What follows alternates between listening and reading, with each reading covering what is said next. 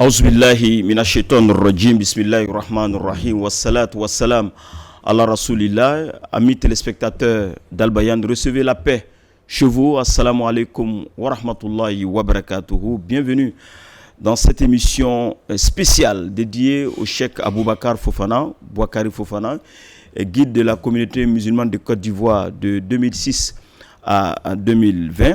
Aujourd'hui, 24 Ramadan 2024, 24 Ramadan 2020. Cela fait 4 ans que le Cheikh Aboubakar Fofana a été rappelé à Allah subhanahu wa ta'ala. À cette occasion, la radio-télévision Al-Bayan, en collaboration avec la fondation Cheikh Boakari Fofana, ont décidé d'organiser une émission spéciale dédiée à ce grand homme, à ce guide charismatique qui a marqué 6 décennies de sa vie sur notre pays, la Côte d'Ivoire et la communauté musulmane nationale. Et pour en parler, je suis avec des éminentes personnalités de la communauté musulmane et nationale qui ont également été des proches collaborateurs de ce grand homme. À ma droite, Elhadj Abdoulaye Ouattara, il est cadre dans une banque de la place et ancien président de l'amicale des anciens de l'AMC. Assalamu alaikum wa rahmatullahi wa barakatuh. Wa alaikum salam wa rahmatullahi wa barakatuh. Merci encore d'être là pour cette émission spéciale dédiée au Cheikh Boakari Fofana. Merci beaucoup. Et juste à côté de lui, Elhadj Aliou Touré, il est sociologue, enseignant à l'IPNET et imam au lycée technique, au lycée classique d'Abidjan et auteur du livre Cheikh Boakari Fofana, un homme, une vision, une œuvre. Assalamu alaikum wa rahmatullahi wa barakatuh. Wa alaikum salam wa rahmatullahi wa barakatuh. Merci encore d'être là. Je vous en prie. Dans ce studio. Et juste à ma gauche, Elhadj Fama Touré. Il est l'actuel président de la Chambre de commerce et d'industrie, président par intérim du Conseil national islamique CENI, membre fondateur et actif de la communauté musulmane de la Riviera, membre fondateur et actif du Conseil national islamique, pionnier de la création et de l'émergence des organisations mouvements islamiques en Côte d'Ivoire, AMC, AGMC, LIPSI, Forum national des confessions religieuses, Alliance des religieux de Côte d'Ivoire, près d'un demi-siècle de militantisme religieux et d'engagement social. Elhadj Fama, la liste est longue et vous êtes conseiller économique et social. Merci d'avoir accepté l'invitation de la radio-télévision Al-Bayan. Et je rappelle que vous êtes membre du conseil d'administration. Assalamu alaikum. Wa alaikum salam wa rahmatullahi ta'ala wa barakatuh. Malgré votre calendrier hyper chargé. Merci. Imam Mohamed Lamine Kamara, il est également enseignant et imam principal de la mosquée de Virdicité. Merci d'être là et membre également du Conseil national islamique. Assalamu alaikum. Merci d'avoir accepté cette invitation. Wa alaikum salam wa rahmatullah. Merci encore. Merci messieurs. Et parler de Cheikh Aboubakar Fofana, concepteur et architecte et père du réformisme de l'islam en Côte d'Ivoire, c'est une responsabilité lourde. Vous avez été choisi par la Fondation. Pendant 15 minutes, nous allons parler de l'homme, de sa vision, de ses œuvres et surtout de son héritage. Et merci à toute la régie, merci à Cheikh Konaté et à Amadou Diaw qui nous ont aidés à préparer cette émission. Alors, je vais ouvrir les échanges. Alors, comment vous avez appris le décès de ce grand homme, ce 24 Ramadan 2020, un dimanche? Alors, on va commencer par vous, Ablaye. Alhamdulillah. Avant tout propos, je voudrais donc remercier le groupe Al-Bayan et surtout la fondation qui a initié cette rencontre. Je voudrais donc vous remercier pour nous donner cette opportunité. Pour revenir à cette question, c'était un moment difficile. Parce que j'étais à la maison quand les frères, 3 appels en même temps. J'avoue que quand j'ai décroché, j'ai appris l'information et en 10 minutes, j'ai eu le temps de prendre ma voiture et me rendre chez le cheikh. Et j'avoue que j'ai pris des risques parce que je n'étais pas moi-même. C'était un moment très difficile. Vraiment, qu'Allah ait pitié de son nom. Amen, amen. Et là, Yalou? Ok. D'abord, je n'ai pas été informé très tôt. Ce dimanche-là. Oui, ce dimanche-là. Toute la journée, je n'ai pas ouvert les médias, ni ma télé, ni ma radio, ainsi de suite. Et puis, c'est mon épouse qui était allée quelque part, qui a eu l'information et qui m'a appelé à la maison pour me dire: est-ce que tu es au courant du décès de ton maître? Alors franchement, je n'y croyais pas. Donc tout de suite, j'ai pris mon téléphone, j'ai appelé son épouse. et qui m'a dit en larmes, Aliou, ton père est parti. Donc voilà comment j'ai appris. Bon, il était déjà très tard. C'est le lendemain que je suis arrivé là-bas. Il y avait déjà beaucoup de monde. Que Dieu est présent. Vous étiez très proche de l'homme. Comment vous avez appris son décès?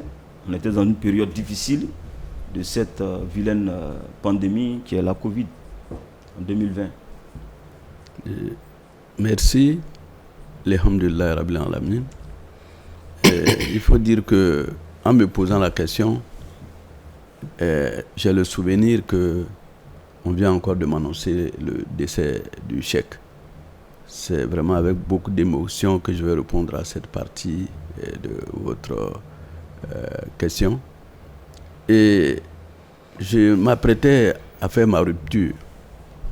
Et lorsque je reçois un coup de téléphone d'un de nos frères qui était régulièrement à côté du cheikh, il me dit, mais grand frère, les nouvelles ne sont pas bonnes, hein? Je suis chez le cheikh. Il dit, quel cheikh? Il dit, mais je t'ai dit, je suis chez le cheikh. Il dit, mais qu'est-ce qui s'est passé? Il dit, ah, où tu es? Il dit, je suis à la maison. Il dit, ah, mais le cheikh te dit au revoir. J'ai jeté mon assiette et ma cuillère et aussitôt, je n'ai même pas demandé à savoir si ça venait de se faire ou si le corps était dans un hôpital ou dans une clinique. Je me suis rendu et c'est sur place que j'ai été réellement convaincu. Et j'ai dit, Inna lillah wa inna ilayhi raji'un. Imam Kamara, et vous, dans quelles circonstances et où et comment? Merci. J'étais à la mosquée en train de donner des instructions parce qu'on était en train de préparer une conférence. Bon, et puis la veille, mon grand frère était décédé. Alors, je voulais donner les instructions à la mosquée avant d'aller à son domicile. Parce qu'il fallait aller prendre les décisions pour pouvoir évacuer le corps à Dabou. Et puis mon téléphone sonne, je prends, c'est un fidèle de la mosquée. Imam, tu as pris la nouvelle du décès de ton papa? Quel papa? Cheikh Abouakar Fofana. Mais j'ai répondu en larmes. Oui.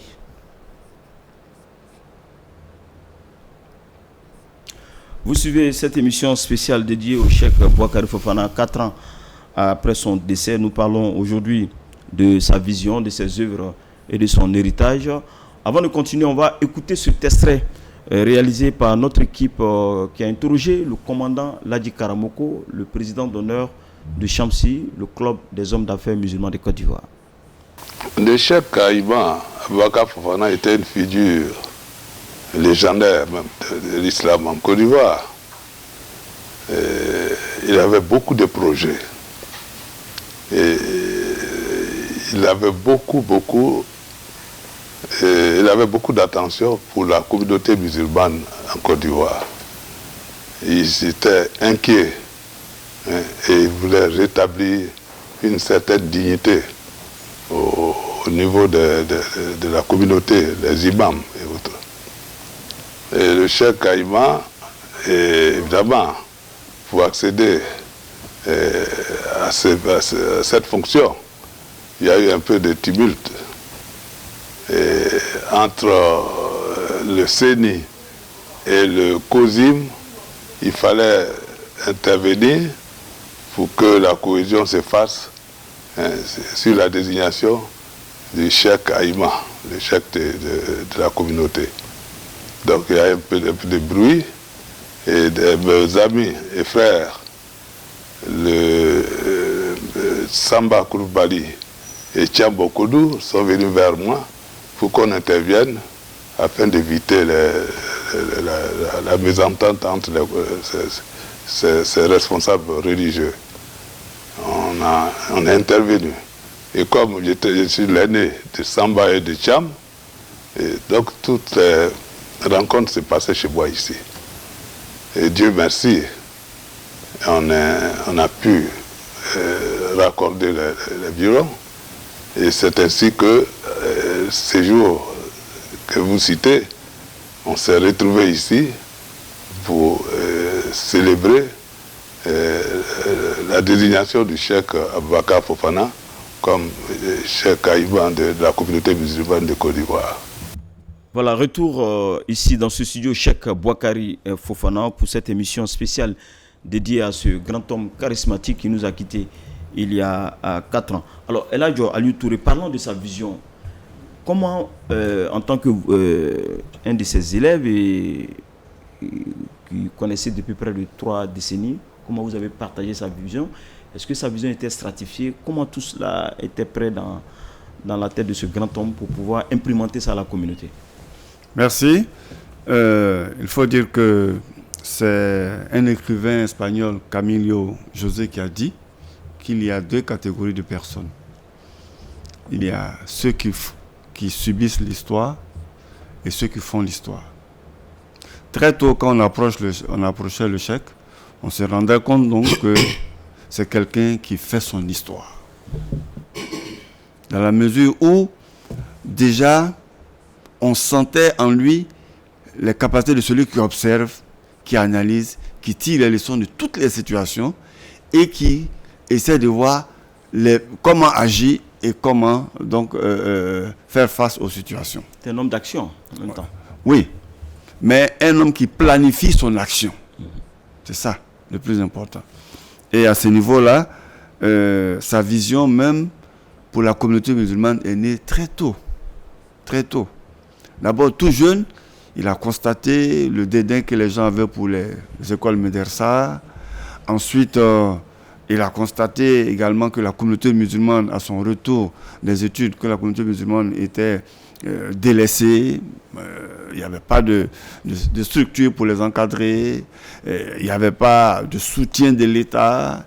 Et les gens, les uns et les autres n'étaient pas organisés. Et tout de suite, il a choisi d'abord une équipe. Donc sa vision, le cheikh l'a eu, il a forgé avec l'évolution dans sa vie, mais au moment où il finissait ses études, il avait déjà totalement, la quasi-totalité de sa vision en lui. Donc pour lui, c'était de venir remobiliser, organiser, structurer la communauté musulmane pour la rendre forte et pour que l'islam puisse briller dans le pays. Inch'Allah. Et là, Imam Kamara, et vous qui le connaissez depuis les années 70, puisqu'on a eu l'occasion d'échanger, et quand vous croisez ce grand homme, il partage tout sur sa vision avec vous. Comment vous l'appréhendez et comment vous mettez cette vision-là sur les orbites? Bien, je crois que je partage les idées que vient de faire passer mon frère Ali. J'ai connu un homme qui était toujours en train de réfléchir, qui était soucieux de l'avenir de la communauté. Et quand il est arrivé, je l'ai vu pour la première fois, c'était en 1972, il a commencé à prêcher dans une mosquée. Quelle mosquée? On appelait ça Koyaramisiri. À Djamé. L'actuelle grande mosquée d'Adjamé. Et c'est là-bas que venait prier le président Mamadou Coulibaly, paix à son âme. Président du Conseil économique et social. Donc, j'ai vu quelqu'un qui prêchait autrement. Quelqu'un qui avait une manière spécifique de communiquer. Alors, en tout cas, j'ai vu que voilà un monsieur qui a une vision très claire de sa mission, réveiller la communauté musulmane, organiser la communauté musulmane, faire en sorte que la communauté musulmane acquiert ses droits au niveau de la nation. Et il a agi en conséquence. Et c'est ça qui a guidé ses pas. Et là, lors de notre interview, vous aviez parlé de la stratification de sa vision au moment des combats. Expliquez-nous cela. Merci. Parler de l'organisation autour du cheikh Boakari Fofana, comme cela a été indiqué tout à l'heure, c'est vraiment parler de ce qu'il avait comme conception de l'évolution de la communauté musulmane. D'abord, comme cela a été indiqué tout à l'heure, il est parti d'un constat. Et pour lui, nous avons une communauté qui était dans la classe moyenne pour certains, parce qu'il y avait des commerçants et des propriétaires de voitures, des transporteurs et tout, mais il y avait aussi la classe des pauvres. Et il s'est dit que dans un pays laïque, il faut que cette communauté qui vient de partout, et qu'il faut l'organiser. Et il est parti justement des jeunes, c'est-à-dire les élèves et étudiants. Il dit, ça c'est une forme justement de mettre des gens ensemble et des gens qu'on peut guider puisque pour lui, ils étaient innocents. Et il faut mettre au devant l'éducation. Il faut que ce soit des gens éduqués. Or, l'éducation, c'est à la base. Et il faut pouvoir les former. Et puis, ensuite, les amener justement à réfléchir par rapport à ce qui se passe autour d'eux. Donc, il a voulu organiser les jeunes. Il a organisé les prédicateurs, ce qu'on a appelé la LIPSI. Il a organisé ceux qui étaient allés à l'école mais qui n'étaient pas allés très loin. Et avec d'autres qui n'étaient plus à l'école, qu'on a appelé la GMCI. Ensuite, il a organisé les femmes.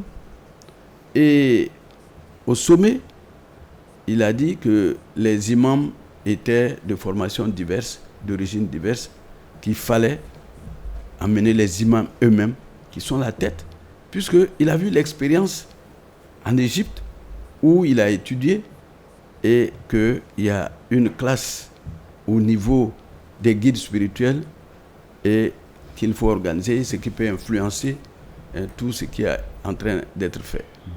Et à côté de cela, il dit, mais toutes ces associations doivent avoir un point de jonction. Donc, il faut une fédération. Ce qui a abouti à la mise en place du Conseil national islamique, qui était la fédération dédiée. Mais il a pensé aussi, à travers ces structures, au sein des communautés, où il a organisé donc des comités de gestion, et il a souhaité que les cadres surtout s'organisent, parce que c'est un point de départ. Et à l'époque, vraiment, il y avait un fossé entre ces jeunes qui étaient curieux de formation de leur religion et les prédicateurs qui étaient allés dans les pays arabes pour étudier. Il y avait un fossé, il y avait des cadres qui étaient entre ces deux groupes et qu'il fallait sensibiliser, qu'il fallait inspirer, qu'il fallait amener à comprendre qu'ils sont dans un monde où ils doivent s'assumer. Et c'est ainsi qu'il y a eu la création du CERICI et ensuite le CHAMSI et aujourd'hui et d'autres associations de cadres qui sont nées justement pour l'accompagner dans sa vision de faire de notre communauté une communauté forte et une communauté qui peut se défendre et qui peut prendre ses responsabilités et qui peut s'intégrer dans son pays, parce que le musulman, surtout le cadre, ne doit pas apparaître comme quelqu'un qui vient comme un cheveu sur la soupe, mais que ce soit un cadre qui soit utile pour sa communauté et utile pour son pays et qui contribue au développement de son pays. Inch'Allah. Alors, Ablaye, vous qui étiez très jeune auprès de lui, comment vous partagez la vision du Cheikh avec ceux de votre génération? Merci. Très tôt, il nous a appris ce que c'est qu'une vision. C'est clair que du point de vue occidental et du point de vue islamique, il fallait qu'il nous enseigne ce que c'est qu'une vision. Donc très tôt, il nous a appris qu'il fallait voir plusieurs rêves, plus les actions. Donc la vision se définissait ainsi, plusieurs rêves plus les actions. Et là, tout de suite, on vient de partager. Et ça, il partageait clairement sa vision avec tous ceux qui étaient autour de lui. Ce qu'on note, c'est que l'aspect communautaire vient d'être développé en termes de vision. Ce qu'il faut noter aussi, c'est qu'en tant qu'individu, il avait une vision. Ça a été dit. Quand on regarde son parcours, c'est exceptionnel. Il a fait donc madrasa, le Doumakran, il est parti faire des études, pour résumer, donc ses études au Maghreb. Il est revenu. Il était arabophone avec ses diplômes universitaires. Il rentre dans une institution bancaire française et il faut dire, dans l'intervalle, il est autodidacte. Donc il s'est formé, il rentre dans une institution en tant que cadre simple et il termine sa carrière 27 ans après en tant que membre du comité de direction de cette institution. Je pense qu'il avait un rêve et il nous apprenait que très tôt, quand il était élève, il rêvait se voir leader, grand imam, en train de prêcher devant un public, d'enseigner l'islam, d'enseigner la vision de l'islam, celle de faire une communauté forte qui pratique les valeurs de l'islam. Donc, comme le Seigneur le dit, vous êtes la meilleure des communautés surgies pour l'humanité. Et là, ça a été le quotidien. Et donc, en tant qu'individu, lui-même, sa vie est un exemple de leadership. Et ensuite, pour la Côte d'Ivoire, je ne reviendrai pas sur l'aspect communautaire, mais pour la Côte d'Ivoire, il avait aussi une vision. Cette Côte d'Ivoire riche, comme il a souvent dit, riche de sa diversité, qui poursuit son développement dans la paix, dans la fraternité. Et toutes ces actions sont allées dans ce sens, on verra dans ses œuvres. Mais voici vraiment, du point de vue individu, il nous a appris à nous former dans le sens d'avoir une vision, un rêve. Et chaque 5 ans, vous faites votre bilan et vous vous projetez. Il nous a appris aussi, au niveau communautaire et au niveau national, quel est son rêve et quelles sont les actions qu'il a menées. Alors justement, allez-y Aliou. Oui, je voulais compléter sur la question de la vision. Allez-y. Pour dire que dans sa vision, ce qui n'entrait pas dans sa vision, il ne le prenait pas. Je vais vous donner une anecdote. On était en 1990. Et une forte communauté pakistanaise est venue avec le projet Jamaat Tabligh, qui est ceux qui vont prêcher dans les mosquées, en parcourant les rues et autres, dans les mosquées, tous les villages et autres, tous les hameaux, pour faire la promotion de l'islam. Alors, ils ont contacté la communauté de la Riviera et toutes les associations, l'AMC et la LIPSI qui étaient là à cette époque. Nous sommes tous venus à la petite mosquée de la Riviera. Et leur leader a fait un prêche incroyable, enfin vraiment qui a été très édifiant et qui nous a tous édifiés. Et quand il a fini, il dit: je vous invite à venir faire la dawa avec nous en allant dans les mosquées. Alors nous qui étions jeunes, on était un petit groupe, Camara qui était à Korogo, il y a Dambele Fousseni, il y avait Salif Traoré, et ainsi de suite. On était un groupe. On était tellement emballés, on allait voir le cheikh. Il nous a regardé, il a ri. Il dit: ça, c'est pas pour le moment. C'est pas notre vision pour le moment. Nous allons vers quelque chose. Ça pourra venir après pour agrémenter les choses, mais notre manière de voir la chose n'est pas comme ça. Vous voyez, c'est clair. Là. C'est clair. Et je voulais justement appuyer ce qu'il dit. Et quand ces situations comme ça se présentaient, il restait calme, en sage. Et c'est plutôt nous autour qui avons reçu quelques enseignements déjà de lui. C'est nous qui nous agitions. On dit: mais ça, est-ce que nous, on peut faire ça? Mais il ne répondait à personne. Mais quand on se retrouvait dans le QG, il dit: je vais vous dire, ça là, si c'est pour parler de l'islam, c'est bien. Mais vous n'êtes pas prêts encore pour faire ce qu'ils sont en train de faire. Voilà. C'est-à-dire toujours, il recadrait nous qui étions autour de lui. Il savait nous dire qu'on était en retard sur tel sujet et il savait nous dire aussi qu'il ne faut pas aller trop vite. C'est lui donner le tempo. Voilà. Alors, juste pour terminer, parce qu'on a un élément de commandant Ladi Karambo. D'accord, ok. Il y a l'autre aspect de la vision qu'il faut relever, et ça, on le vit dans nos associations, notamment à l'AMC très tôt et à la GMCI, c'est de faire cette communauté un creuset. Et on l'a dit en passant, que ce soit les arabophones, les francophones, comme on aime le dire, les cadres et tous ceux, que ce soit les ethnies, les origines. Et vous voyez justement que dans toutes nos organisations, autour des mosquées, on a se creusé en tant que communauté, sans distinction, mais tous liés par l'unicité de Dieu. Et donc, cette diversité qui est une richesse, mais on est tous ensemble, que ce soit nos origines, et cet équilibre-là, que ce soit au niveau environnemental, économique, social, communautaire, il a œuvré pour cet équilibre-là, qui est proche du juste milieu, qui est la théologie qu'il soutenait. Donc, le juste milieu, mais l'équilibre de toutes ces forces, ces ressources humaines, ces ethnies, ces origines, ces intellectuels, tout le monde se retrouvait dans ce creuset pour le travail islamique. Non, mais il faut ajouter que chez lui, il n'y a pas de musulmans maliens, il n'y a pas de musulmans guinéens, C'est ça. il n'y a pas de musulmans congolais, mais il considérait tout le monde sur le même pied d'égalité. Et lorsque vous avez une certaine compétence en matière religieuse, et vous pouviez devenir leader chez lui, vous pouvez devenir imam, mais mosquée étant, c'est vrai, pour ne pas créer le désordre, il ne posait pas de problème, mais en même temps, il était prêt à accueillir tout le monde. Alors qu'ailleurs, pour dire que, et il nous disait ça souvent, il dit, mais ce que nous on fait ici, ça se fait nulle part. Tu vas partir avec toutes tes compétences pour dire que aller diriger dans une mosquée dans les pays autour de nous, ça va être difficile. Mais quand ils viennent ici, par rapport à leurs compétences, nous on veut apprendre et nous on permet à tout le monde, en tout cas de briller, point de vue religieux. Vous lâchez quelque chose avant qu'on nous propose l'élément de commandant Ladji Karamoko. Oui, j'ai entendu dire tout de suite que la vision c'est un rêve, c'est vrai. J'ai la conviction que sa vision avec ses différentes branches, le schéma a été tracé par un mal intérieur.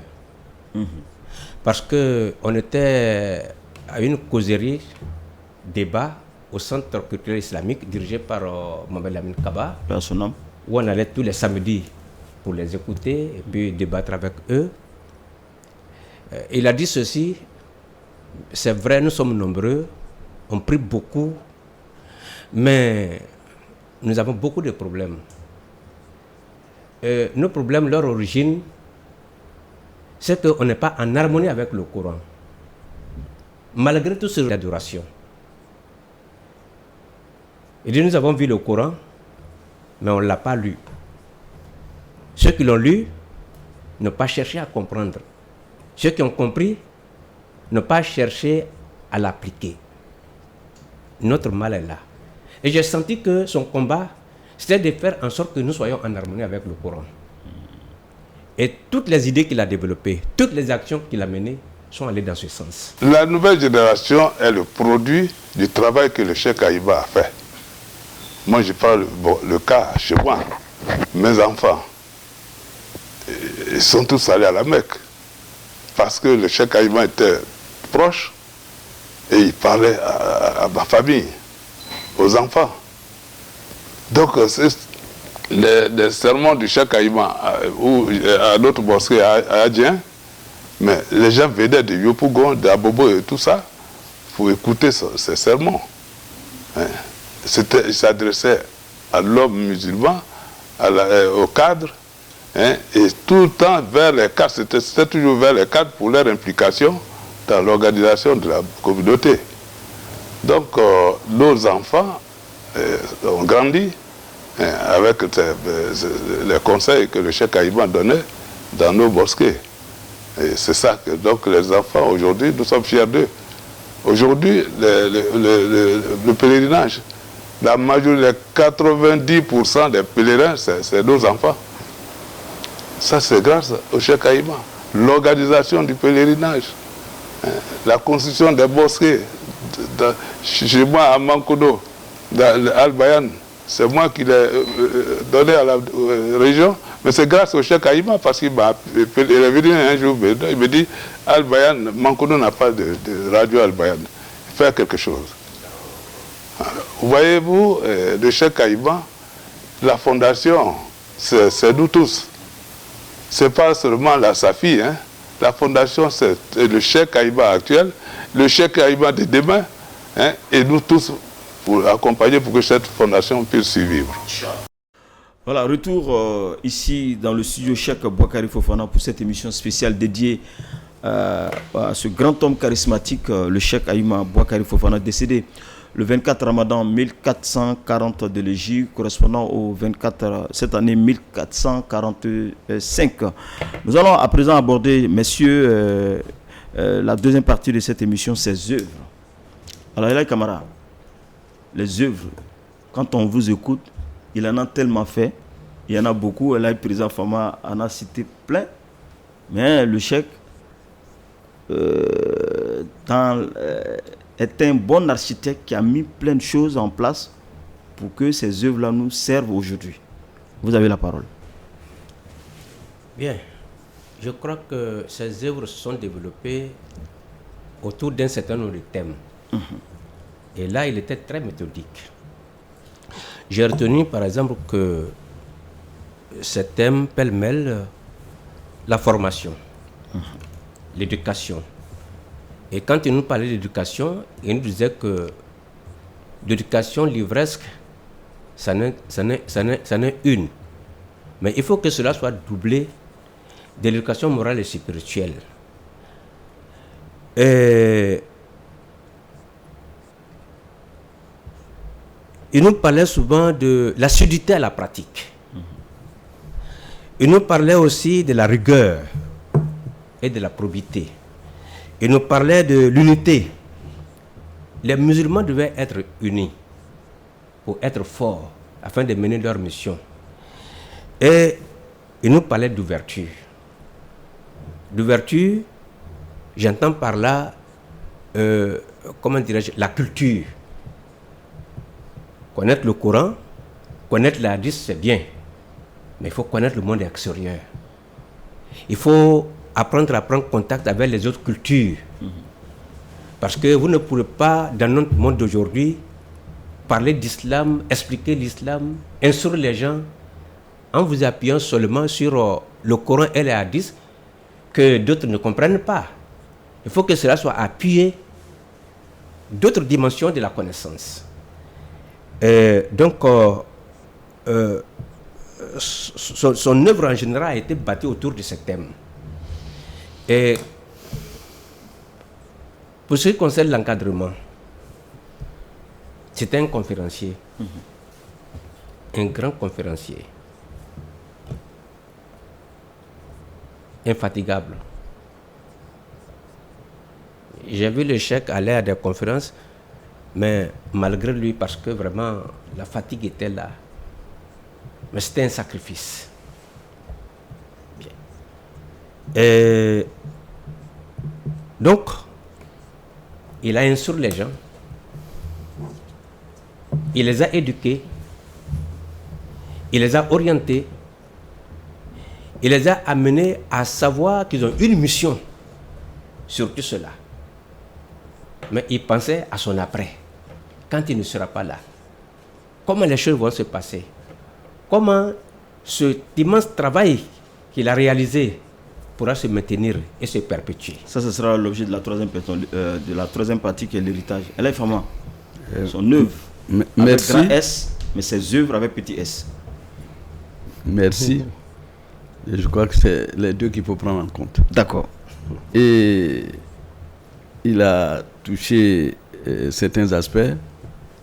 Et je vais rebondir sur certaines œuvres avant de venir justement aux aspects qui concernent les jeunes. Et il a dit l'organisation du Hajj. C'est-à-dire le Cheikh était un perfectionniste. Il recherchait toujours où il y avait des insuffisances. Et comme nous l'avons indiqué tout à l'heure, c'était d'abord au niveau de la formation des jeunes. Il savait qu'à ce niveau, il y avait un problème. Et pour demain, il faut des jeunes bien formés. Et cela a été indiqué également, l'éducation. Nous avons reçu dans différentes familles une certaine éducation. Il n'y a pas une seule éducation, mais il y a quand même une éducation qui prend en compte des valeurs. Et lui, il insistait sur les valeurs islamiques. Et ensuite, il y a le renforcement de cette éducation. Et pour synthétiser, il était, en plus des conférences, il s'appuyait beaucoup sur les séminaires. Parce qu'il faut mettre les jeunes ensemble pour pouvoir justement faire partager certaines idées et les sensibiliser, leur apprendre à s'aimer, leur apprendre à vivre ensemble, très tôt. Parce qu'il y avait de tous les horizons parmi nous. Mais je disais tout à l'heure qu'il aimait corriger les insuffisances. C'était une personnalité qui pouvait vous confier une mission. Mais quel que soit ce que vous allez faire dans la mission, il y avait toujours un petit reste et qui ne trouvait pas bien accompli. Parce que lui, il voulait que ce soit très bien. Et je me souviens, un jour, on était allé chez un de ses amis, j'étais avec Djigiba et puis d'autres. Et puis, Djigiba a fait son intervention. Et puis bon, après, le cheikh, il bougeait par derrière. Il est venu reprendre autrement. Et Djigiba m'a dit à côté, tu ne connais pas le cheikh là. Il n'est jamais satisfait de ce qu'on fait. Il veut toujours obtenir la perfection. Et donc, pour revenir au problème du Hajj, évoqué tout à l'heure par le Amoko, mais c'était un problème dans le pays. Et il y avait des démarcheurs, en tout cas, il y avait des problèmes. Et c'est ainsi que, après des démarches auprès de nos autorités, suite à beaucoup justement d'échanges, vraiment je dis l'essentiel, et il nous a été autorisé d'organiser le Hajj autrement, puisqu'il y avait un désordre. Et donc, c'est ainsi qu'il a été mis en place le Comité national pour l'organisation du pèlerinage à la Mecque. CNOPM. Et nous avons commencé à nous distinguer des autres. Mais au fond, c'est toute la communauté qui devait être dans cette organisation. Mais ceux qui avaient une autre manière de voir les choses ont commencé à tricher, à ne pas suivre la grande organisation qui avait été agréée par l'État de Côte d'Ivoire lui-même.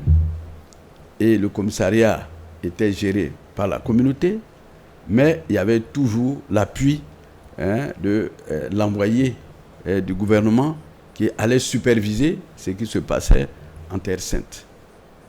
Mais à un moment donné, bien qu'on soit dans une certaine unité, puisque d'autres organisations se sont retirées, c'est finalement l'organisation que lui et ses pairs du COSIM maîtrisaient un peu, et le Conseil national islamique également. C'est cette organisation qui a continué, mais à un moment donné, c'est extrêmement important.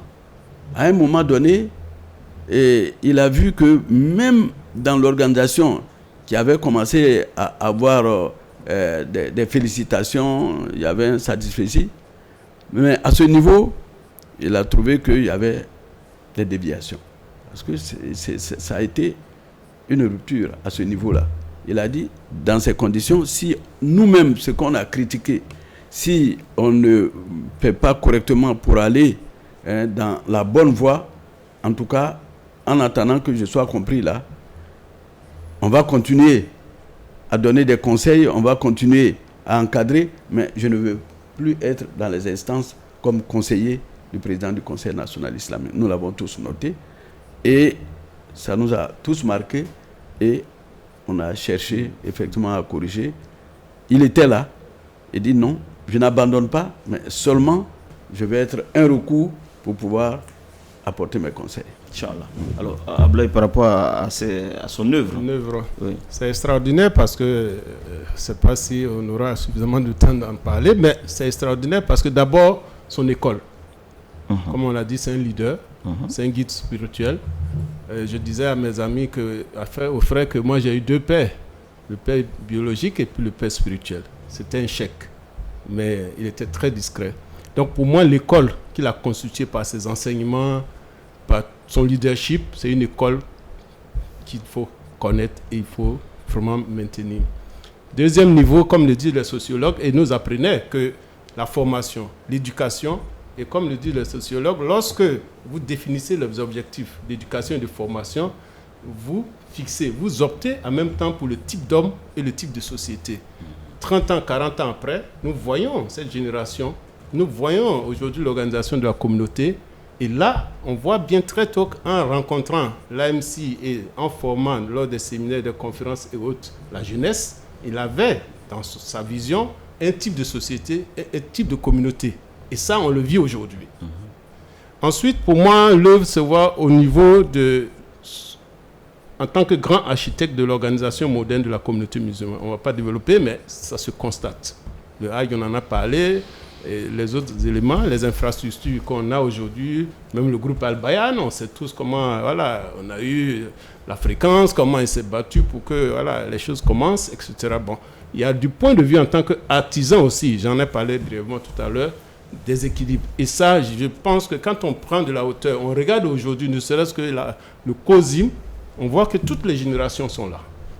Il y a les jeunes imams qui sont toujours en réunion, en contact avec les imams du troisième âge. Ça, c'est un fait marquant.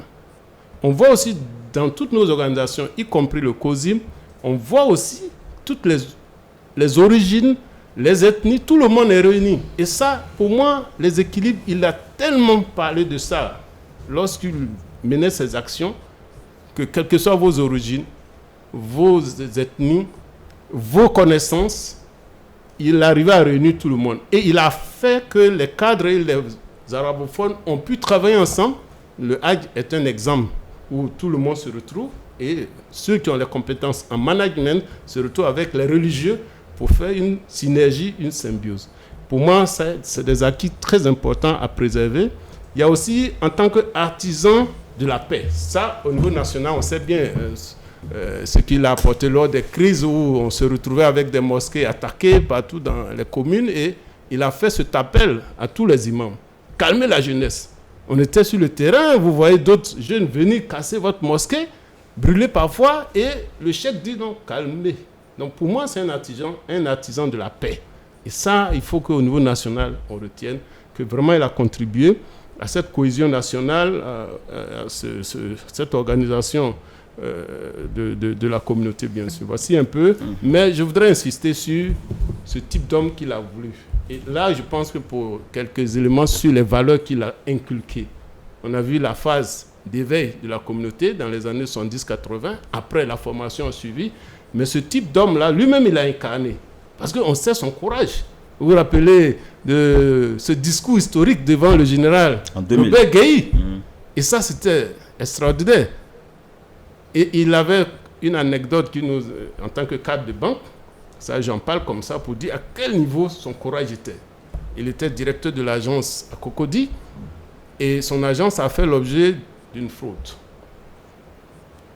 Et il était vraiment fragilisé parce qu'il devait avoir un audit et autres, c'était assez significatif. Et le cheikh a fait sa prière en tant que spirituel. Il a cherché à rencontrer le bandit. C'était inimaginable. Il a tout fait pour connaître le QG du bandit. Il a pris rendez-vous avec lui. Ils se sont assis. Et le monsieur a reconnu que c'est lui qui a mené avec son réseau, qui a fait cette fraude. Le cheikh a dit, bon, vous venez verser. Et il est venu verser quelque temps après. Donc voilà un peu. Et donc il y a tellement de valeurs qu'il a développées autour.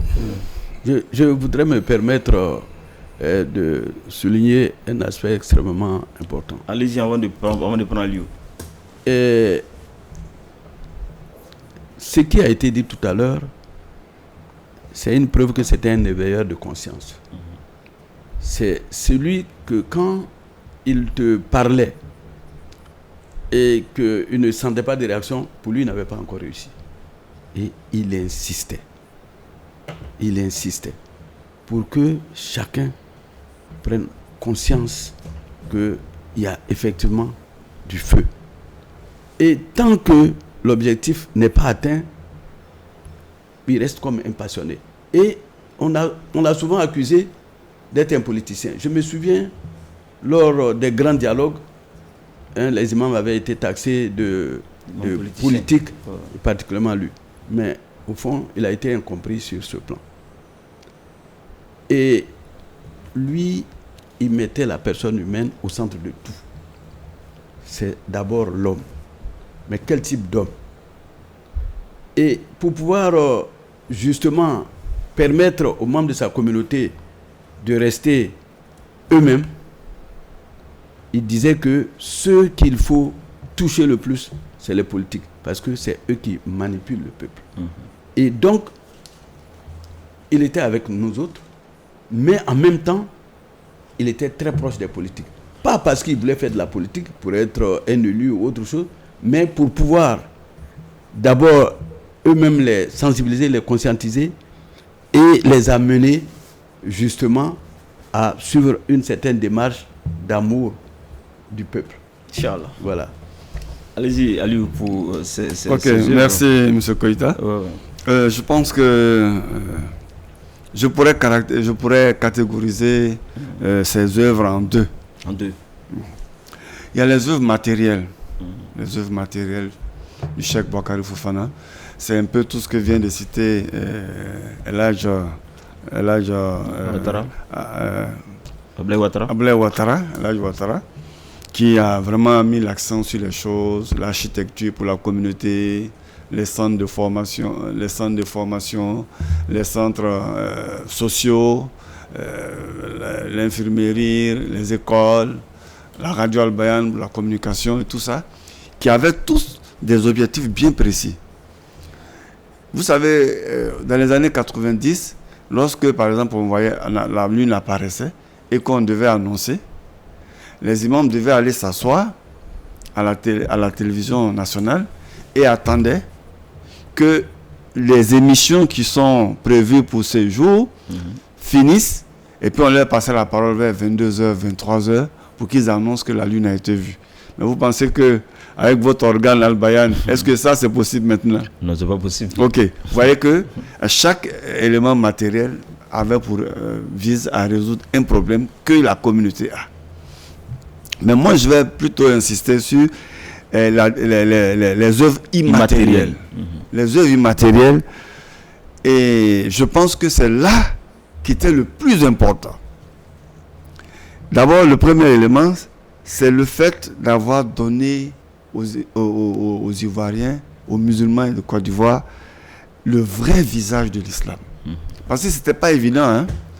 L'islam est une religion qui est souvent traversée de courants de tous les bords, mais il a réussi à nous donner une vision de l'islam qui accepte à la fois les tendances tariqa et autres, qui accepte les tendances wahhabites, qui accepte les tendances d'Oumakran, qui accepte... Donc aujourd'hui, vous dites à un musulman en Côte d'Ivoire, bon, comme vous priez avec les bras, que vous attrapez vos bras, les bras croisés, alors vraiment je ne vais pas prier avec vous, mais il va rire, il va dire, mais toi tu es en retard. C'est des choses qui ont été dépassées. Donc il a créé une vraie vision de l'islam, un islam qui est creusé, qui accepte tout le monde, et qui est débarrassé de tous les avatars, le wahhabisme trop étriqué, voilà, de tous les clichés, le wahhabisme trop étriqué, la vision d'Oumakran qui se rebiffe des choses, ça n'existe plus. Donc on a un islam pur, un islam social, un islam de l'action, un islam de la dimension qui permet à chacun de se retrouver là-dedans. Ça, c'est une œuvre de Boukari Fofana. Ensuite, les œuvres immatérielles, nous les cadres musulmans, il y a que, même étant étudiant, on sentait qu'il y avait un hiatus. Comment réussir à créer la coordination entre notre état d'intellectuel et puis notre religion. Mais aujourd'hui, l'intellectuel, le cadre musulman en Côte d'Ivoire, il est sans préjugés. Il est débarrassé de tous les blocages.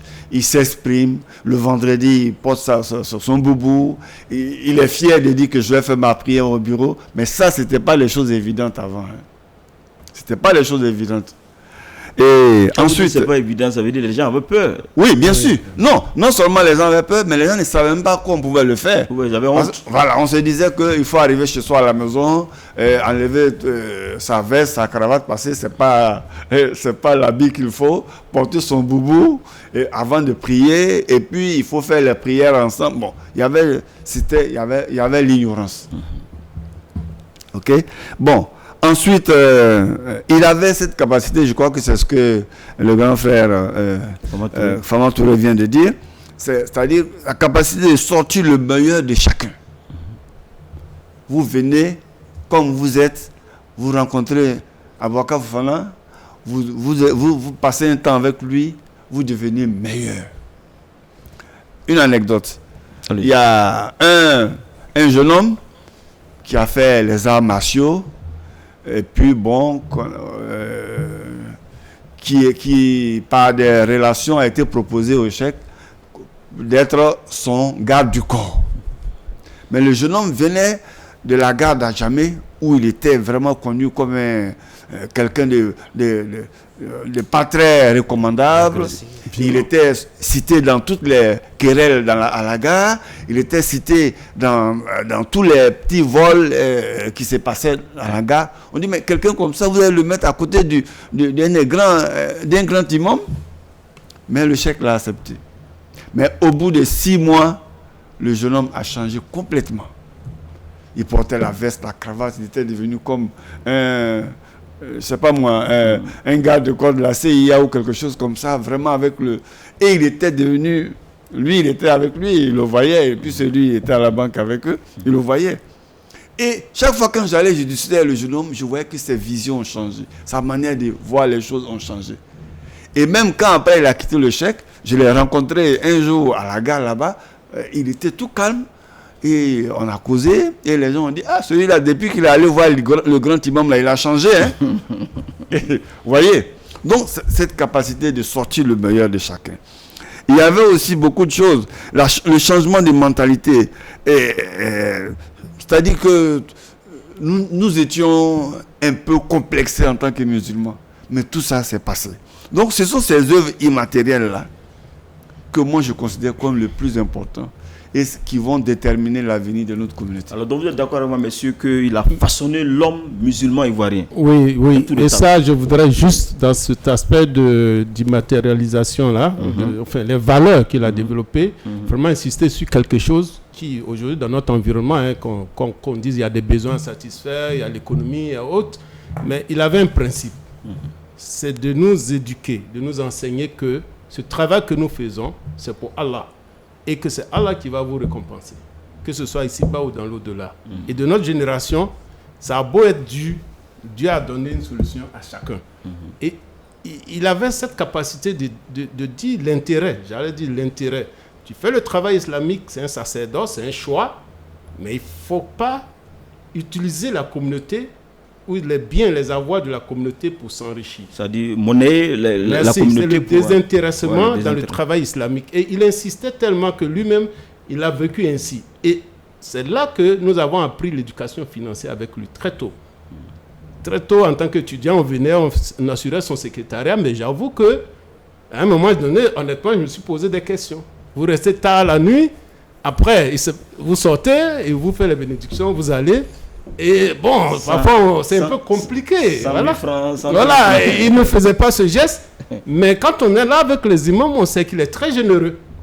Et il est très généreux. Tous ceux qui venaient, prédicateurs et autres, vraiment, il assurait le transport, etc. Mais nous-mêmes, en tant que ses élèves, mais à un moment donné, on se posait des questions. Mais en réalité, c'est l'éducation financière. Parce qu'il nous apprenait cette rigueur, cette intégrité.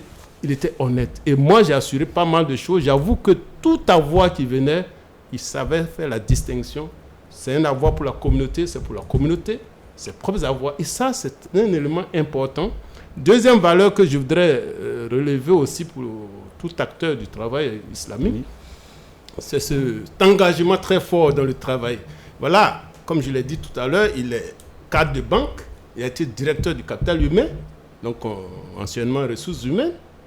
Mais il est arrivé à combiner sa vie familiale, sa vie professionnelle, son engagement pour sa communauté, même en tant qu'imam. aussi pour le travail islamique. Mais on l'observait, c'était extraordinaire. C'est-à-dire qu'il était par exemple à une agence à Boaké, il venait faire des conférences à Abidjan, il était non-stop.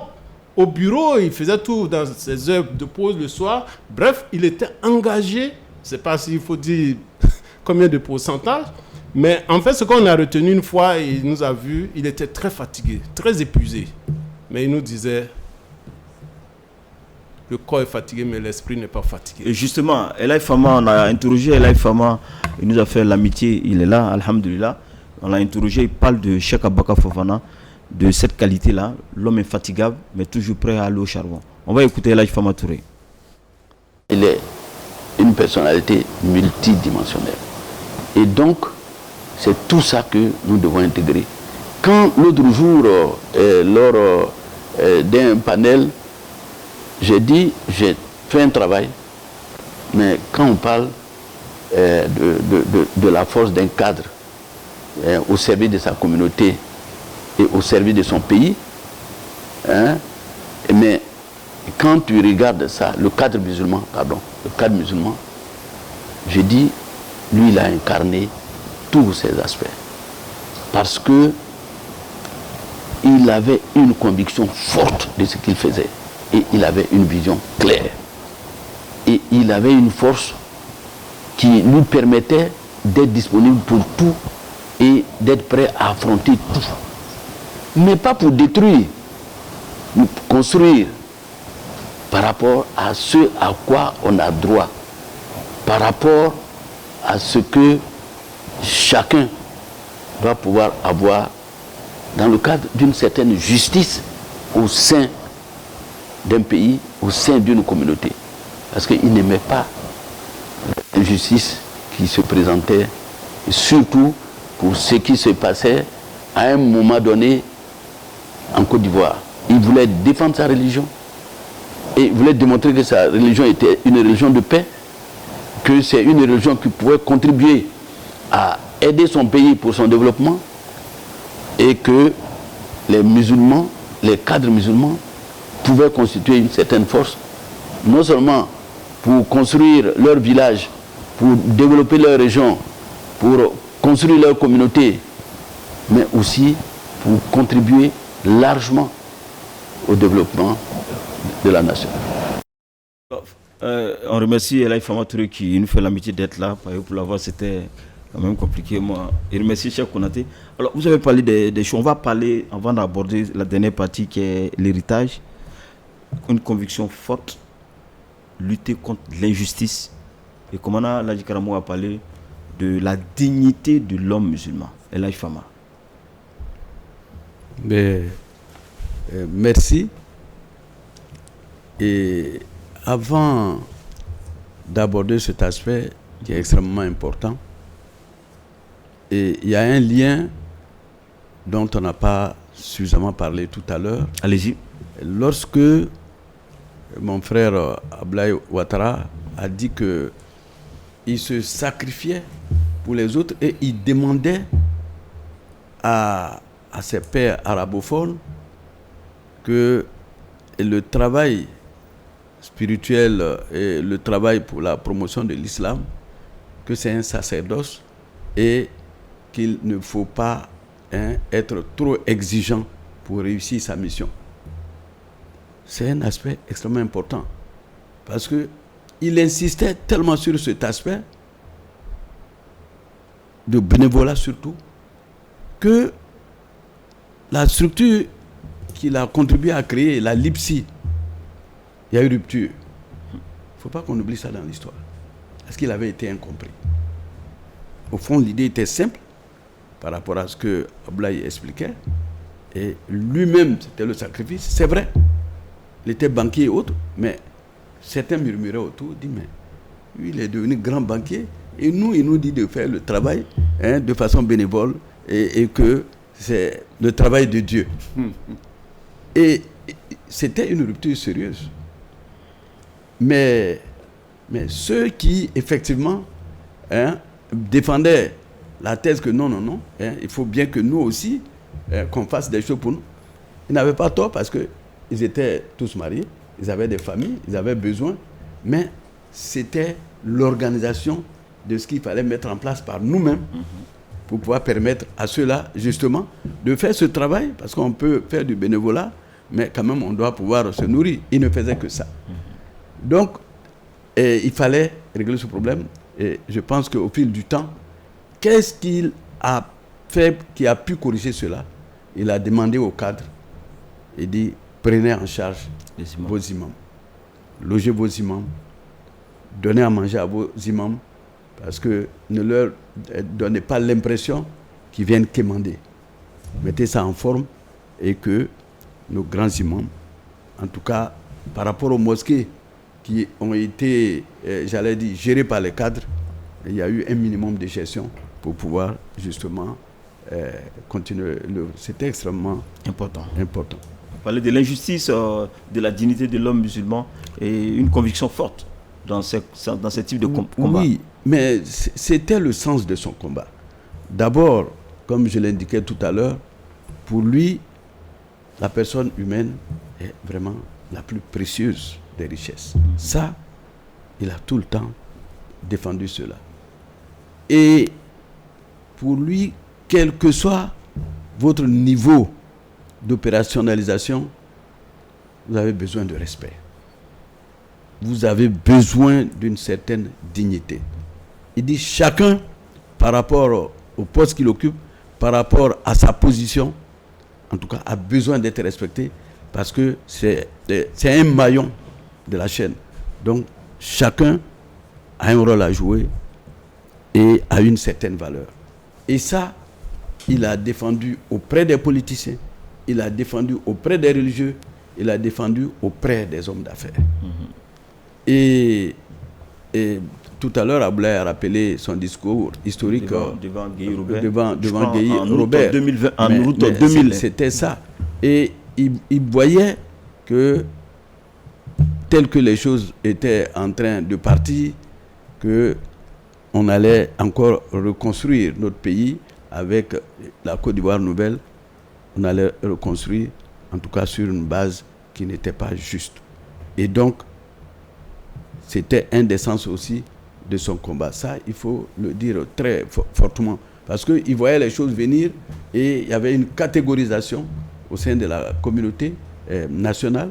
Et ça, il était prêt à tout pour cela. Autant depuis, sous le père de la nation, Houphouët-Boigny, il avait déjà commencé à noter les injustices par rapport à notre organisation. C'est pour cela que lorsque nous avons fait notre fameux congrès, notre fameuse assemblée pour mettre le CENI en place et que nous avons été reçus à la résidence du père de la nation, Houphouët-Boigny, le président Félix Houphouët-Boigny, et on n'est pas parti avec grandes choses, hein. On est parti avec 5 choses. Et ce sont ces choses qui faisaient partie intégrante de sa vision et que nous avons suivi jusqu'à aujourd'hui et que nous avons cherché à fortifier. Hein, il a demandé que la communauté musulmane soit respectée et soit considérée, tous les musulmans soient considérés comme des citoyens à part entière de ce pays. Qu'il faut que nous ayons une radio à nous, qu'il faut que la langue arabe soit introduite dans les cours à l'école et la mosquée Salam. Que le plateau qui est le quartier d'affaires, que le plateau est une mosquée. Et tout ce qu'il a souhaité avec ses pairs ont été pratiquement réalisés. Et moi, je peux dire qu'en voulant défendre la dignité de l'homme tout court et des musulmans qui voyaient un peu leur dignité bafouée, en tout cas, il a pu obtenir l'essentiel. Il en voulait encore, parce que pour lui, ce n'était pas encore parfait. Mais le jour de son départ, en tout cas, moi, je pense qu'il avait réalisé le maximum. On a parlé tout à l'heure de rêve. Il avait réalisé le maximum. Et nous, qui étions ses élèves, qui étions ses fidèles, et le seul plaisir que nous pouvons lui apporter de là où il est aujourd'hui, c'est de pouvoir maintenir ses œuvres, tant matérielles qu'immatérielles, et continuer son combat, pas seulement pour nous, mais pour notre jeunesse, en tout cas, pour, j'allais dire, pour la Côte d'Ivoire. Et c'est pour cela que la mise en place d'une fondation, vraiment est salutaire. Et nous devons, en tout cas, dire que le cheikh, ses prières ont été exaucées tant qu'il était vivant, et même dans le delà, ses prières sont exaucées pour nous. Et cette fondation est la nôtre. Et chacun doit jouer son rôle pour que, à l'image des compagnons, des saints prophètes, je dis bien à l'image des compagnons des saints prophètes, que nous puissions perpétuer son œuvre à travers cette fondation. Alors vous le faites bien, on rentre directement dans la dernière partie de l'héritage. La dignité. La dignité, Voilà. et puis vous abordez en même temps l'aspect héritage, parce qu'il nous reste 8 minutes. D'accord. Bien. Donc, tout de suite, je disais que son œuvre était bâtie sur un certain nombre de thèmes ou d'idées. Et j'ai cité la rigueur, la probité, la purification de l'âme. C'est ça. Et ça, il insistait beaucoup là-dessus. Parce qu'il nous disait ceci un jour, en citant un verset du Coran où Allah dit « Wala kar karamna bani Adam ». Dieu dit qu'il a donné l'honneur, la grandeur, l'excellence à l'être humain. Et il nous a dit, c'est la dignité. Et il nous disait que la dignité, c'est ça qui fait un homme. Et ce qu'il a ajouté qui m'a beaucoup frappé, il nous a dit que celui qui perd sa dignité, c'est un homme mort. Parce qu'il n'est plus un être humain. Alors, donc, les éléments sur lesquels peut se bâtir cette dignité de l'homme, il faut être rigoureux dans tout ce que tu fais. Il ne faut pas tricher. Il faut être vrai. Et il faut avoir une âme saine. Ça, il insistait beaucoup là-dessus. Avoir une âme saine pour ne pas dévier. Une âme saine construit un homme fort. Il insistait beaucoup sur ça. Je crois que nous autres qui avons été à son école, on a beaucoup été influencés par ça. De sorte qu'il y a des choses que nous ne pouvons pas faire. Si nous sommes devant certaines situations, nous les évitons. Parce qu'on se rappelle ces leçons qui nous ont édifiés, qui nous ont construits, qui nous ont permis de nous faire bien voir dans nos différentes sociétés. Donc, pour tout ceci, nous pouvons que prier afin que son âme repose en paix et que ses enseignements continuent à perpétuer et à influencer notre vie. Inch'Allah. Aliou, l'héritage en 1 minute 30. Et puis Ablaye, avant de vous proposer en exclusivité son rêve pour la Côte d'Ivoire nouvelle. D'accord. L'héritage du cheikh, c'est une communauté à consolider. Une communauté qui est déjà bâtie, qui est à consolider. C'est les infrastructures à gérer. C'est la poursuite de la dawa. Parce que, contrairement à ce qu'on pouvait penser, vers la fin de sa vie, surtout quand nous étions en train de travailler pour sortir ce livre-là, le cheikh me disait qu'il n'est pas totalement satisfait encore de certaines choses. Donc, pour lui, il y avait du boulot encore. Et il a beaucoup insisté sur la question des imams. Il dit que pour lui, les imams ne sont pas encore au niveau que lui voudrait qu'il puisse atteindre. Vous voyez? Donc, il y a la poursuite de la dawa. La dawa, c'est quoi? C'est cet engagement à faire la promotion de l'islam, quelles que soient les circonstances, quels que soient les lieux, et dans tous les niveaux de la vie de l'individu. Vous voyez? Donc, ça, il voulait, donc, il y a une poursuite de la dawa. Il y a une éthique religieuse. Tout à l'heure, l'imam Kamara nous a beaucoup parlé de sa dimension spirituelle et morale. Il y a cette éthique à conserver. Et puis, la fondation, cette fondation est la bienvenue pour rappeler toujours ses actions et rappeler les valeurs qui ont fait son succès. Et je pense qu'il y a beaucoup de choses à faire. Et on doit beaucoup insister au niveau de la fondation sur ce volet de la formation spirituelle qui n'est pas très développé parce qu'il le faisait à titre privé avec individuellement tous ceux qui étaient auprès. Si je vais emprunter le mot, développer le boicarisme, quoi. Ok, merci. Je laisse le mot. Allez-y. Je crois qu'il a eu raison de ne pas créer une école spirituelle. Oui. Avec tout ce que nous voyons là. Non, mais justement, c'était sa stratégie. C'était volontaire, il était spirituel, on le savait, grand chèque. Mais pour les équilibres dont on a parlé tantôt, vous voyez bien qu'au COSIM, il y a toutes les tendances. Hein. Le Tarika, tout le monde s'y retrouve. Et à l'AMC, c'est la même chose. Donc, je veux dire que c'est un choix stratégique pour l'unité, rassembler toute la communauté. Donc, pour revenir sur l'héritage rapidement. Pour moi, c'est d'abord dire merci à sa fille donc, qui a eu l'initiative avec toute la famille et tous les frères et sœurs de créer cette fondation. Et je pense que c'est pour faire cette promotion de ses œuvres et surtout une école. Pour que les hommes, nous passons, mais les enseignements, il faut que les nouvelles générations, surtout que nous faisons face à de nouveaux défis. Et la dawa doit continuer. La communauté doit se consolider. Et je pense qu'aujourd'hui, il y a plusieurs formes de dawa qui, au niveau du virtuel, au niveau même de la rue, on voit d'autres types qui se développent. Donc, ça, je pense qu'il y a de nouvelles missions et c'est l'école autour de cette fondation qui, avec tout ce qu'on a comme action. Pour moi aussi, l'héritage, c'est les hommes et les femmes. Et je félicite le frère Aliou et le frère Ibrahim Doumia qui ont commencé à écrire. Il faut qu'on s'y mette tous pour consigner vraiment tout ce qu'il nous a donné comme enseignement, valeur, pour que les générations futures puissent apprendre. Pour moi aussi, je ne reviendrai pas sur les équilibres, mais il faut que le COSIM et le cheikh Ousmane Diakité aujourd'hui en parle chaque fois. C'est un grand disciple du cheikh à la générale Boubacar Fofana. Je pense que notre souhait, et nous prions pour ça, pour qu'il puisse continuer l'œuvre de l'équilibre autour de la communauté, autour du COSIM. C'est l'idéologie. On n'en parle pas suffisamment. Il y a eu des travaux.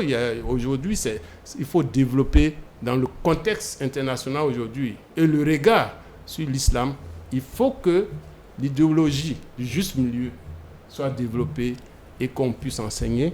C'est aussi vraiment l'aspect économique. C'est vrai, par des formations, on n'a pas suffisamment dit, mais le cheikh avait une forte admiration pour ceux qui entreprenaient.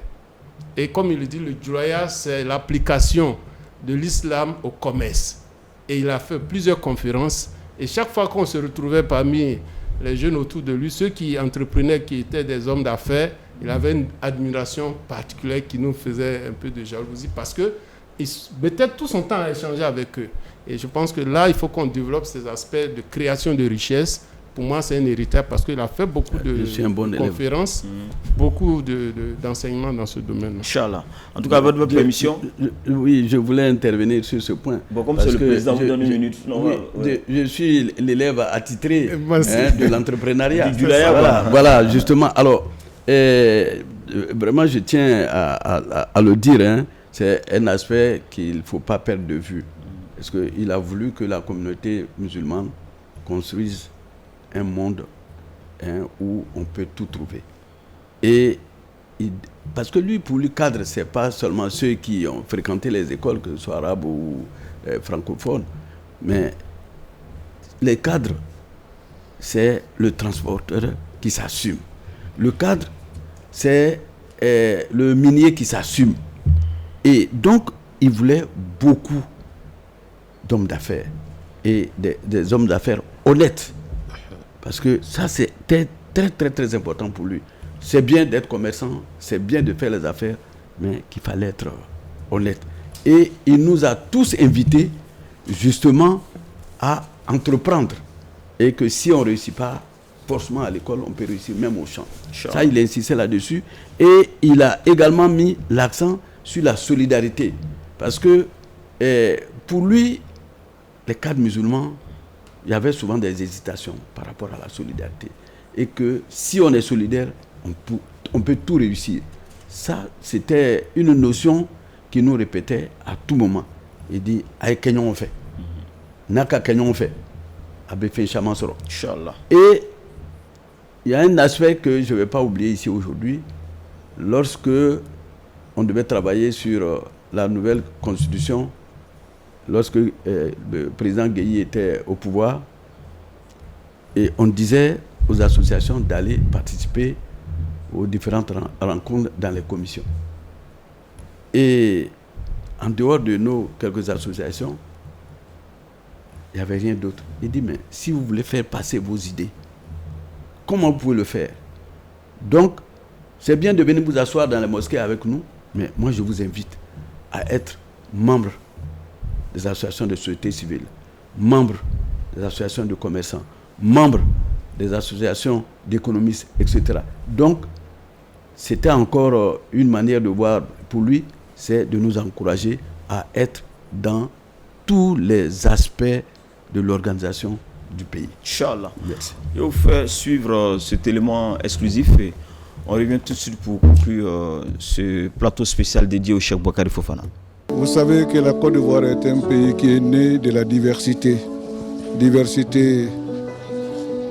ethnique, linguistique, régionale, sociale, même nationale, de plusieurs nationalités. De Côte d'Ivoire a tout le temps reçu tout le monde en Côte d'Ivoire. C'est un pays donc qui est né dans la diversité, qui vit dans la diversité. Et ce que nous devons faire tous aujourd'hui en Côte d'Ivoire, c'est de faire en sorte que qu'on soit du nord, qu'on soit du sud, qu'on soit du centre, de l'est et de l'ouest, nous sommes d'abord tous des Ivoiriens. Avant d'être un Dioula, avant d'être un Baoulé, avant d'être un Bété. Et si on ne travaille pas pour cette cohésion, on va entrer en conflit. Et si on entre en conflit, le pays s'éclate. Et personne n'a intérêt à ça. C'est pourquoi nous avons insisté à tout moment et de dire aux acteurs politiques de tenir des discours qui puissent réunir. Faire la politique est une chose, mais diviser la population en est une autre. Il faudrait que tout le monde travaille pour l'unité nationale. Tous les pays du monde cherchent l'unité nationale sur son territoire. Nous devons tous le faire et nous, en tant que musulmans, nous prions tous les jours pour cette unité et nous prions Allah subhanahu wa ta'ala, c'est ce que nous avons fait ce matin, en demandant à Allah de nous accorder et accorder à nos dirigeants de guider la population, le peuple ivoirien, vers l'unité, Inch'Allah. Merci beaucoup, Cheikh Boakari Fofana. C'était en 2019 à Adjien. C'est la fin de cette émission. Merci, Monsieur le Président, Elaï Fama Touré. Merci à Imam Mohamed Lamine Kamara. Merci à Alioune Touré. Merci à Abla Ouattara. Vous avez vu 75 minutes, c'est peu pour parler du Cheikh.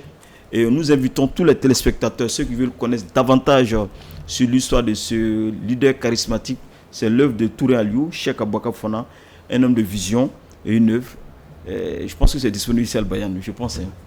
Et Cheikh Boakari Fofana et l'autre, ce sont les mémoires, ce sont les écrits, les discours du Cheikh Boakari Fofana par Keme Brahma, Doumia Ibrahim, que nous saluons au passage. Merci messieurs et merci d'avoir répondu à l'invitation de la télévision Al-Bayan et de la fondation Cheikh Boakari Fofana.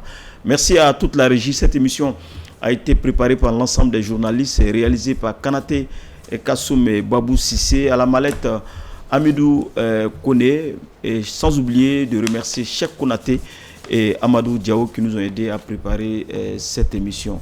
Nous avons tous en nous un élément de Cheikh Boakari Fofana, que ses idées se perpétuent de génération en génération et qu'Allah illumine sa tombe et la tombe de tous les chouyouk, tous les cheikhs qui ont dirigé notre communauté. Subhanakallahumma wa bihamdika nashhadu an la ilaha illa anta nastaghfiruka wa natubu ilayk wa akhiru da'wana anil hamdulillahi rabbil alamin.